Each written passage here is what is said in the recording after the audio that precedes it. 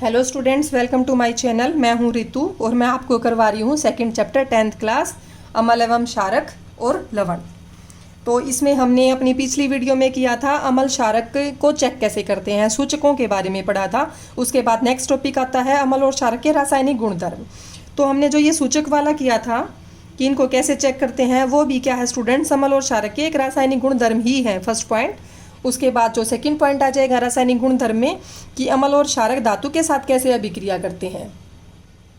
तो ये है स्टूडेंट्स इनकी धातु के साथ अभिक्रिया। देखो इन्होंने करके दिखाया हुआ है कि कोई भी आप अमल ले लें या क्षारक ले लें, दोनों की अभिक्रिया कर रहे हैं हम। तो इन्होंने जो करके दिखाई हुई है कि इसमें टेस्ट ट्यूब में परख नली में जिंक के टुकड़े ले लिए, दानेदार जिंक के टुकड़े ले लिए, तनु सल्फ्यूरिक अमल डाल दिया, अमल डाल दिया। तो जिंक क्या है, धातु है, और अमल क्या, सल्फ्यूरिक अमल क्या होगा, अमल हो गया। तो हम धातु और अमल की अभिक्रिया देख रहे हैं, ठीक है। तनु सल्फ्यूरिक अमल के साथ जब अभिक्रिया करेंगे तो क्या देखेंगे, यहाँ पे बुलबुले उठ रहे हैं। तो हमें क्या पता चलेगा इससे कि एक गैस बन रही है। बुलबुले मतलब किसी दरों में अगर बुलबुले उठ रहे हैं तो इसका मतलब उसके अंदर कोई गैस है। इस सारे को ये स्टैंड है, स्टैंड से सेटअप कर दिया इसका। तो जो वो बुलबुले उठे वो कौन सी गैस के, ये कैसे पता लगेगा। इसके लिए एक नली से उस गैस को साबुन के घोल में पहुँचा दिया। ये कोई साबुन का विलयन ले लिया हमने किसी टब वगैरह में, बर्तन में, ठीक है। तो यहाँ सारी गैस आ गई। अब हम इसको चेक करना चाह रहे हैं कि ये कौन सी गैस है। तो साबुन के घोल में बुलबुले उठे हैं, ठीक है। तो ये बुलबुले वैसे तो हाइड्रोजन के हैं, साबुन में अगर बुलबुले उठ रहे हैं, लेकिन बिल्कुल कंफर्म करने के लिए मैंने आपको पहले लेसन में बताया था कि जो ऑक्सीजन है वो खुद नहीं जलती, दूसरे को जलाती है, लेकिन जो हाइड्रोजन है वो खुद जलती है।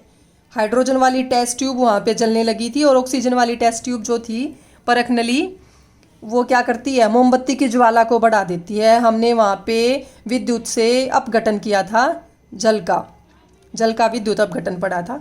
तो ऐसे ही यहाँ पे है, जो ये गैस निकल रही है उसके पास एक जलती हुई मोमबत्ती लेके जाएंगे तो क्या होगा, ये खुद फट फट की आवाज़ आने लगेगी, फट फट की ध्वनि से जलने लगेगी हाइड्रोजन गैस।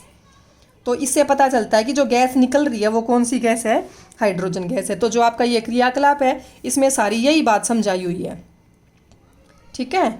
तो ये हो गया हमारा फर्स्ट पॉइंट कि अमल और क्षारक धातु के साथ कैसे अभिक्रिया करते। ये देखिए, अगर रासायनिक अभिक्रिया की बात करें तो इन्होंने बना दिया, ये शब्द समीकरण बना दिया है कि अमल धातु के साथ अभिक्रिया करके लवण बनाते हैं और हाइड्रोजन गैस निकलती है। जैसे हमने यहाँ पे क्या अभिक्रिया ली है, अमल लिया था हमने यहाँ HCl और धातु ली है हमने यहाँ जिंक।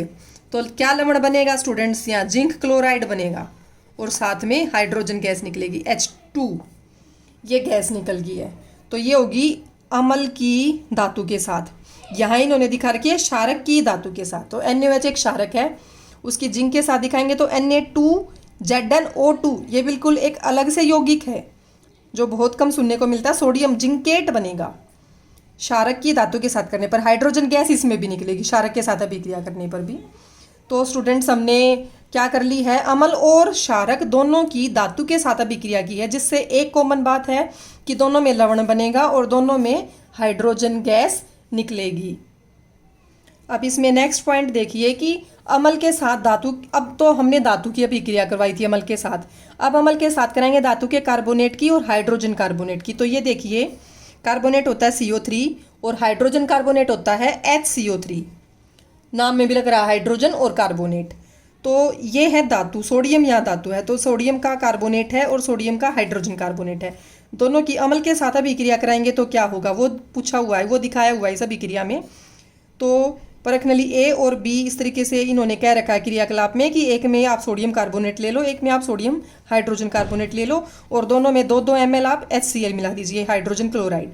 तो उसके बाद आप क्या देखेंगे, उसके बाद आप देखेंगे कि दोनों में ही क्या होगा अभिक्रिया। अगर हम देखें तो दोनों में ही NaCl, सोडियम क्लोराइड क्या होता है, लवण है, वो बनेगा, सोडियम का क्लोराइड बनेगा, जल निकलेगा और CO2 गैस निकलेगी, ठीक है। अब ये कैसे पता चलेगा हमें कि CO2 गैस निकल रही है और जल बन रहा है। तो जैसे यहाँ चित्र में दिखा रखा है कि इन्होंने सोडियम कार्बोनेट ले लिया, परख नली में क्या ले लिया, सोडियम कार्बोनेट, और थोड़ा सा उसमें डाल दिया नीले रंग का जो दिखा रखा है हाइड्रोक्लोरिक अम्ल डाल दिया। अब यहाँ पे गैस निकल रही है, देखो बुलबुले बनेंगे और गैस निकलेगी।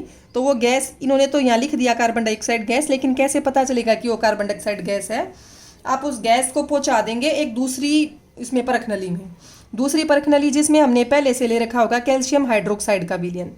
क्या ले रखा होगा पहले से? कैल्शियम हाइड्रोक्साइड का विलयन, चूने का पानी जिसे बोलते हैं। ये आपका आया था पहले चैप्टर में, चूने का पानी, बुझा हुआ चूना जिसे बोलते हैं, और बिना बुझा हुआ चूना। बिना बुझा हुआ चूना था कैल्शियम ऑक्साइड और बिना बुझा हुआ चूना था कैल्शियम हाइड्रोक्साइड। तो इसमें पहुंचा दी सारी कार्बन डाइऑक्साइड कैल्शियम हाइड्रोक्साइड के विलयन में, चूने के पानी में। तो क्या होगा, एकदम से बोलते हैं इसका दूधिया रंग हो जाएगा, सफ़ेद सफ़ेद सा रंग हो जाएगा। तो अगर सफ़ेद रंग होगा तो कार्बन डाइऑक्साइड है, सफ़ेद रंग नहीं होगा तो कोई और गैस है। हाइड्रोजन निकल रही है, उसको चेक करने के लिए है कि उसके पास जलती हुई मोमबत्ती ले जाओ, फटफट की ध्वनि से वो हाइड्रोजन गैस जलेगी। ऑक्सीजन को अगर आपको चेक करना है तो उसके लिए आप क्या करेंगे, उसके पास जलती हुई मोमबत्ती ले जाओ, गैस नहीं जलेगी, मोमबत्ती की ज्वाला बढ़ जाएगी। ऐसे ही अगर CO2 गैस बन रही है, उसको आप चेक करेंगे तो कैसे चेक करेंगे, कैल्शियम हाइड्रोक्साइड का विलयन ले जाइए उसके पास, तो कैल्शियम हाइड्रोक्साइड के विलयन को वो दूधिया कर देगी, सफ़ेद रंग का कर देगी। इससे पता चलता है कि CO2 बन रही है इनके साथ अभिक्रिया करके, कार्बोनेट हो या हाइड्रोजन कार्बोनेट हो, किसका? धातु का। ठीक है, ये देखिए आप, इन्होंने अभिक्रिया भी करके दिखा दी है कि चूने का पानी कैल्शियम हाइड्रोक्साइड जो लिया था हमने, उसमें कार्बन डाइऑक्साइड गुजारेंगे तो ये बन जाएगा कैल्शियम कार्बोनेट, श्वेत रंग का, सफ़ेद रंग का, इसी वजह से दूधिया रंग हुआ है, और साथ में जल बन जाएगा। तो इस अभिक्रिया में जल बन रहा है, तो वो उसमें दिखाया हुआ था हमने। ये अवशेप है, नीचे बैठ जाएगा। इस अभिक्रिया को हम अवशेपण अभिक्रिया में भी पढ़ सकते हैं, जैसा कि पिछले चैप्टर में मैंने बताया था। अब स्टूडेंट्स आपको ये पीछे ध्यान हो तो मैंने यही अभिक्रिया बताई थी कि चूने के पानी को का क्या किया जाता है, सफ़ेदी की जाती है, और 2-3 दिन बाद उसमें चमक आती है, क्योंकि वो CO2 के साथ अभिक्रिया करके ये बनाता है कैल्शियम कार्बोनेट की वजह से। तो ये वही अभिक्रिया है, चूने के पानी का, बुझे हुए चूने से जो ये बनाई जा रही है, ये कैल्शियम हाइड्रोक्साइड से। ठीक है, तो इस कैल्शियम हाइड्रोक्साइड में CO2 से ये बन गया, लेकिन बहुत ज़्यादा CO2 इसमें जाती रहेगी तो क्या हो जाएगा, ये जो बना है कैल्शियम कार्बोनेट, ये फिर से CO2 के साथ अभिक्रिया कर जाएगा, क्योंकि और ज़्यादा CO2 मिल रही है।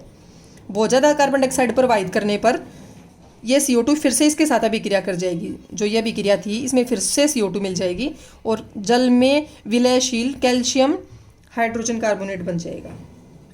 क्या बन जाएगा? Calcium hydrogen carbonate. तो ये कह रहे हैं कि जो चूने का पत्थर होता है, लाइमस्टोन, खड़िया, चौक होता है, संगमरमर होता है, मार्बल आपका घरों में इस्तेमाल करते हैं, चौक है या चूने का पत्थर है, इन तीनों के तीनों का ये सूत्र है कैल्शियम कार्बोनेट। एक ही चीज़ है ये, इसी के अलग अलग रूप हैं। ठीक है, तो स्टूडेंट्स हमें क्या पता चल रहा है इस अभिक्रिया से कि धातु के कार्बोनेट या हाइड्रोजन कार्बोनेट ये जब अम्ल के साथ कराते हैं तो लवण बनता है, कार्बन डाइऑक्साइड बनती है और जल बनती है, जिसे हम अच्छे से समझ चुके हैं। तो अभी तक हम स्टूडेंट्स मेनली 2 अभिक्रिया कर चुके हैं, एक तो धातु के साथ अम्ल और क्षारक की, जो यहाँ हमने पीछे की थी, अम्ल और क्षारक की धातु के साथ। फिर हमने की है कार्बोनेट और हाइड्रोजन कार्बोनेट के साथ अम्ल की। अब अगला आ गया, अगर इनकी आपस में करवा दे तो अम्ल और क्षारक की। ठीक है, क्या बोलेंगे, आपस में अगर अभिक्रिया करवा देते हैं, तो इन्होंने ले लिया HCl ले लिया और एक परख नली में ले लिया NaOH। ठीक है, तो इनको आपस में मिला देंगे। अब ये वैसे ये भी कह रहे हैं कि NaOH का घोल लो, उसमें 2 फिनोप्थिलीन की विलयन की बूंदें डालिए। फिनोप्थिलीन का मैंने बताया था क्षारक के साथ कैसा रंग आता है इसका, गुलाबी रंग आ जाएगा। HCl में अगर इसकी बूंद डालेंगे तो कोई परिवर्तन नहीं आएगा, इससे पता चल जाएगा कि ये क्षारक है और ये अम्ल है। अब इनको आपस में मिला देंगे, NaOH को और HCl को, ये अम्ल है ये क्षारक है। ठीक है, तो क्या होगा, ये अभिक्रिया आएगी। क्या अभिक्रिया आएगी, आपस में करवा दी तो NaCl लवण बन गया और जल बन गया। ये बहुत ही इंपॉर्टेंट अभिक्रिया स्टूडेंट्स, पेपर में अक्सर आ जाती है आपके एग्जाम्स में। उदासीनीकरण अभिक्रिया बोलते हैं कि उदासीन हो गया, ना अम्लीय प्रवृत्ति बची ना क्षारकीय प्रवृत्ति बची, उदासीन प्रवृत्ति हो गई। ठीक है, ये आगे पढ़ेंगे हम नेक्स्ट वीडियो में pH के बारे में। तो pH इसकी 7 हो गई है। ठीक है, तो उदासीन हो गई है, क्षारक प्लस अम्ल लवण प्लस जल बन जाएगा। उदासीनीकरण अभिक्रिया है ये, जो कि काफ़ी इंपॉर्टेंट है।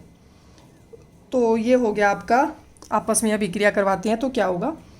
उसके बाद धात्विक ऑक्साइडों की अभिक्रिया करवाते हैं स्टूडेंट्स। ये आप इसमें आपको ये नहीं देखना है कि जैसे बुक से आप पढ़ेंगे तो एक तो साथ साथ हम क्रियाकलाप कर पा रहे हैं, क्रियाकलाप को अच्छे से समझ पा रहे हैं, और अगर मैं इनकी मतलब लिख के वीडियो बनाती हूँ तो आपके लिए थोड़ा सा ये होता है कि लंबी वीडियो बनती है, फिर आपको उसको देखने में थोड़ी सी परेशानी होती है, मैं लिखने में जो टाइम लगाऊंगी वो थोड़ा सा वेस्टेज ही लगेगा। तो उसके बाद हम नेक्स्ट अभिक्रिया पे जा रहे हैं कि अम्लों के साथ धातु के ऑक्साइडों की अभिक्रिया करवाएं तो क्या होगा। कि भाई किसी भी धातु का ऑक्साइड ले लें और उसके अम्ल के साथ अभिक्रिया करवानी है आपको, तो क्या होगा।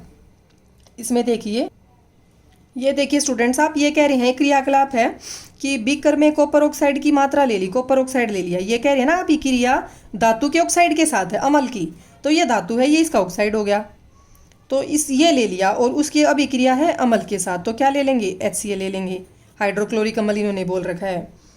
ठीक है, तनु होता है पतला, भाई ज़्यादा सांद्र ना हो, सांद्र होता है गाढ़ा, सांद्र हाइड्रोक्लोरिक अम्ल, ये तनु होता है पतला। ठीक है, तो ये देखिए आप, इससे क्या होगा, यह अभिक्रिया जब होगी तो कॉपर का क्लोराइड बन जाएगा स्टूडेंट्स यहाँ पे, और साथ में जल बनेगा। तो ये कह रहे हैं कि विलयन के रंग पर ध्यान दीजिए, क्या रंग में कोई परिवर्तन आएगा। अब जैसे ये कॉपर क्लोराइड जैसे ही बनेगा ना, तो नीला हरा सा रंग आ जाता है, कैसा आ जाता है, नीला हरा सा रंग आ जाएगा इसमें। तो ये होगी, अब ये बात आप ध्यान रखेंगे, यहाँ लवण बन गया और जल बन गया, जो कि हमने पीछे उदासीनीकरण में भी यही पढ़ा था कि आपस में मिलाएंगे तो लवण और जल बनेगा।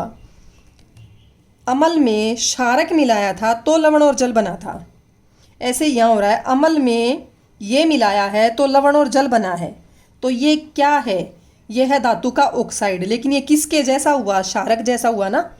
इन दोनों अभिक्रियाओं की तुलना करें तो भाई अम्ल में क्षारक मिलाया तो लवण और जल बन गया, यहाँ अम्ल में आप क्या मिला रहे हैं, धातु का ऑक्साइड मिला रहे हैं, तो क्या बनेगा, लवण और जल बन रहा है। तो ये जो धातु का ऑक्साइड है ये क्षारक की तरह हो गया, इसलिए हम बोलते हैं कि जो धातु के ऑक्साइड हैं वो कैसे होते हैं, क्षारकीय होते हैं। ये काफ़ी इंपॉर्टेंट प्रश्न है, 1 नंबर में अक्सर आ जाता है। जो आपके ये एग्जाम्स होते हैं ना, PMT वगैरह, उस टाइप के एग्जाम्स में भी, नीट वगैरह में भी आ जाते हैं ये, कि धातु के ऑक्साइड कैसे होते हैं, क्षारकीय। ये आप जरूर याद रखिएगा। ये देखिए इन्होंने लिखा भी हुआ है कि धातु के ऑक्साइड को क्षारकीय ऑक्साइड कहते हैं। ठीक है, ये काफ़ी इंपॉर्टेंट है। अब आगे क्षारक के साथ अधात्विक ऑक्साइड की अभिक्रिया, अभी तक हमने कौन सी की थी, ये धातु के ऑक्साइड के साथ करी थी और अम्ल की करी थी। यहाँ पे है अधातु के ऑक्साइड के साथ और क्षारक की अभिक्रिया। ठीक है, तो इसमें क्या होगा स्टूडेंट्स, मैंने आपको जो अभी पीछे का अभिक्रिया बताई थी उसी को ले लेते हैं। देखिए जो अभिक्रिया है, कार्बन क्या है, एक अधातु होती है और ये CO2 उसका ऑक्साइड हो गया। तो CO2 क्या है, कार्बन का ऑक्साइड है, जिसे हम अधातु का ऑक्साइड भी कहेंगे, और ये हो गया आपका एक क्षारक।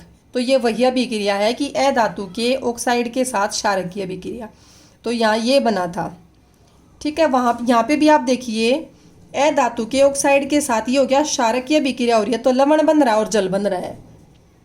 तो ये भी, इस अभिक्रिया की भी तुलना की जा सकती है उदासीनीकरण से, कि ये क्षारक है तो लवण और जल बन गया, तो ये किसकी तरह काम कर रहा है, ये अम्ल की तरह काम कर रहा है। ठीक है, जैसे वहाँ पे हमने किया था पिछले में, तो ये अम्ल की तरह काम कर रहा है, तो इसलिए बोलते हैं जो अधातु के ऑक्साइड हैं वो कैसे होते हैं, स्वभाव में अम्लीय होते हैं। ठीक है स्टूडेंट्स, तो देखिए यहाँ पे भी इन्होंने दे रखा है कि अधातु के ऑक्साइड अम्लीय प्रकृति के होते हैं। कैसी प्रकृति के होते हैं, अम्लीय प्रकृति के होते हैं। तो ये भी इम्पोर्टेंट है, ये आप ज़रूर ध्यान रखिएगा। तो इसमें आप वही एग्जाम्पल ले सकते हैं, लाइमस्टोन वाला, ये कई बार आ लिया एग्जाम्पल, देखो पीछे भी आया था पहले चैप्टर में, यहाँ पे भी 2 जगह आ गया कि उसमें से कार्बन डाइऑक्साइड गुजारेंगे कैल्शियम हाइड्रोक्साइड के विलयन से तो दूधिया रंग हो जाएगा CO2 की वजह से, और यहाँ पे भी आ गया वही उदाहरण, यहाँ पे भी आप जरूर लेंगे उदाहरण, उदाहरण के बिना मार्क्स कटते हैं। ठीक है, ज़रूर देना चाहिए उदाहरण। उसके बाद 3-4 प्रश्न आते हैं स्टूडेंट्स, ये भी कर ही लेते हैं हम साथ साथ। देखिए पहला है, पीतल एवं तांबे के बर्तनों में दही एवं खट्टे पदार्थ क्यों नहीं रखने चाहिए। देखिए दही और खट्टे पदार्थ जो हैं खट्टे होंगे तो उनमें क्या है, अम्ल है। पीतल और तांबे के बर्तन, पीतल और तांबे के जो बर्तन हैं ये हैं धातु, धातु है तांबा, कॉपर, अभी मैंने बताया था। तो कॉपर की अम्ल के साथ जब अभिक्रिया हो जाएगी तो लवण बन जाएगा। क्या बन जाएगा, लवण। तो लवण एक तरीके से आप ये कहते हैं थोड़ा जहरीला हो जाता है और थोड़ी पॉइजनस चीज़ बन जाएगी, इसलिए इनमें नहीं रखनी चाहिए। लवण बन जाएगा, वो रहेगा ही नहीं पीतल और तांबा, अभिक्रिया हो जाएगी। एक तरीके से आप ये कह लो कि भाई खट्टे पदार्थों में अम्ल है और वो अम्ल उस धातु के साथ अभिक्रिया करके कुछ और बना लेगा यौगिक, इस वजह से नहीं रखने चाहिए। अगला है, धातु के साथ अम्ल की अभिक्रिया होने पर सामान्यतः कौन सी गैस निकलती है, अभी मैंने आपको बताया था वो जो फटफट की ध्वनि वाला पहला ही प्रयोग था कि धातु के अम्ल के साथ अभिक्रिया करने पर हाइड्रोजन निकलती है। एक उदाहरण के द्वारा समझाइए, वही आप करके दिखा दीजिएगा, वही उदाहरण दे दीजिएगा। इस गैस की उपस्थिति की जांच आप कैसे करेंगे मैं अच्छे से बता चुकी हूँ स्टूडेंट्स। कैंडल मोमबत्ती आप लेके जाएंगे तो वो फटफट की ध्वनि से जलेगी। कौन? हाइड्रोजन जलेगी, मोमबत्ती नहीं। तीसरा है प्रश्न कि कोई धातु यौगिक ए ले लिया आपने, तनु हाइड्रोक्लोरिक अम्ल के साथ उसकी अभिक्रिया करवा दी, ठीक है, तो बुदबुदाहट उत्पन्न होती है और इससे जो उत्पन्न गैस हुई वो मोमबत्ती को बुझा देगी। पहले तो आप यहीं से समझ लीजिए, मोमबत्ती को जलाने वाली गैस तो होती है ऑक्सीजन और फटफट की ध्वनि पैदा करने वाली होती है हाइड्रोजन, ठीक है। तो बुझाने वाली कौन सी होगी? CO2। आप ये भी ध्यान रखिएगा, जो फायर एक्सटिंग्विशर होते हैं, अग्निशमन यंत्र होते हैं, आग बुझाने वाले यंत्र होते हैं, तो उनमें CO2 होती है। ऑक्सीजन और CO2 एक दूसरे की उल्टी है। कार्बन डाइऑक्साइड आग बुझाती है, ऑक्सीजन आग को बढ़ाती है, जलाती है आग को, ठीक है। तो यहीं से पता चल रहा है कि एक तो जो गैस निकल रही है मोमबत्ती को बुझा रही है तो वो CO2 है। तो इनमें से जो ये यौगिक कह रहे हैं वो एक कैल्शियम क्लोराइड है। तो ये पूरी की पूरी अभिक्रिया पूछी हुई है इन्होंने, कौन सी अभिक्रिया है, क्या पूछा हुआ इन्होंने? कैल्शियम क्लोराइड का एक विलयन है। क्या है? कैल्शियम क्लोराइड, इन्होंने कह दिया, पहले ही बता दिया, ठीक है। और इसकी हाइड्रोक्लोरिक अम्ल के साथ अभिक्रिया हुई है। सॉरी, उत्पन्न यौगिकों में से कह रहे हैं कि ये कैल्शियम क्लोराइड है, कि जो बना है उसमें से कैल्शियम क्लोराइड है। भाई कोई ए यौगिक है, उसकी HCl के साथ अभिक्रिया हो रही है और ये बन रहा है कैल्शियम क्लोराइड और साथ में CO2 गैस निकल रही है। ये हमें पता चल गया, जो आग को बुझा देती है, ठीक है। तो कैल्शियम क्लोराइड बन रहा है इसके साथ अभिक्रिया करके, तो ये क्या होगा? ये कैल्शियम का ऑक्साइड होना चाहिए, क्योंकि ऑक्सीजन इधर आ गई, क्लोरीन यहाँ से ले रहा है कैल्शियम, तो ये क्या होगा? ये होगा कैल्शियम का, बताओ क्या होना चाहिए? तो देखिए यहाँ पे क्या निकल रही है? CO2 निकल रही है, तो ऑक्सीजन इधर जा रही है, कैल्शियम यहाँ है, तो एक कार्बन भी इसमें होना चाहिए, एक कार्बन भी इसमें होना चाहिए और एक ऑक्सीजन भी इसमें होनी चाहिए, ठीक है। क्लोरीन यहाँ से आ गई, कैल्शियम तो हमने ले ही लिया, तो ये CO3 होगा, कैल्शियम कार्बोनेट, वही मार्बल। क्या होगा ये? Calcium carbonate. कैसे होगा स्टूडेंट? CO2 का हमें पता चल गया, कैल्शियम इसमें ले लिया, तो ये CO2 में C भी तो कहीं से आएगा ना, कार्बन होना चाहिए इसमें और ऑक्सीजन होनी चाहिए, तो ये CO3 बन रहा है, कैल्शियम कार्बोनेट। तो पूरी जब का अभिक्रिया करेंगे तो इसमें जल भी निकलता है, क्योंकि ये पीछे वही अभिक्रिया है जो जल की धातु के कार्बोनेट के साथ हो रही है, पीछे हमने की थी, जिसमें CO2 और जल बनता है। तो ये अभिक्रिया आपकी होगी संतुलित, इसे आप स्वयं करेंगे। तो ये हो गए स्टूडेंट्स, हमारे 3 प्रश्न हो गए, हमारा ये आज का टॉपिक कंप्लीट हो गया। क्या टॉपिक था हमारा आज का, मैं ब्रीफ में रिवाइज करवा देती हूँ आपको। हमने आज पढ़ा है कि रासायनिक गुणधर्म पढ़े हैं हमने अम्ल और क्षारक के। तो अम्ल और क्षारक के रासायनिक गुणधर्म पढ़े हैं, तो उसमें हमने पहले धातु के साथ अभिक्रिया की थी, अम्ल और क्षारक की, हाइड्रोजन गैस निकलती है और लवण बनता है। एक हमने उनकी की है आपस में अभिक्रिया, जिसे उदासीनीकरण बोलते हैं। एक हमने की है उनकी कार्बोनेट, जो ये वाली है, कार्बोनेट और हाइड्रोजन कार्बोनेट के साथ अभिक्रिया की है, जिसमें CO2 और जल और लवण 3 चीज़ें बनती हैं। और एक हमने उनकी धातु के ऑक्साइड और अधातु के ऑक्साइड के साथ अम्ल और क्षारक की है। तो ये था हमारा आज का टॉपिक। उसके बाद हम नेक्स्ट वीडियो में अगला टॉपिक कवर करेंगे। तो स्टूडेंट्स, अगर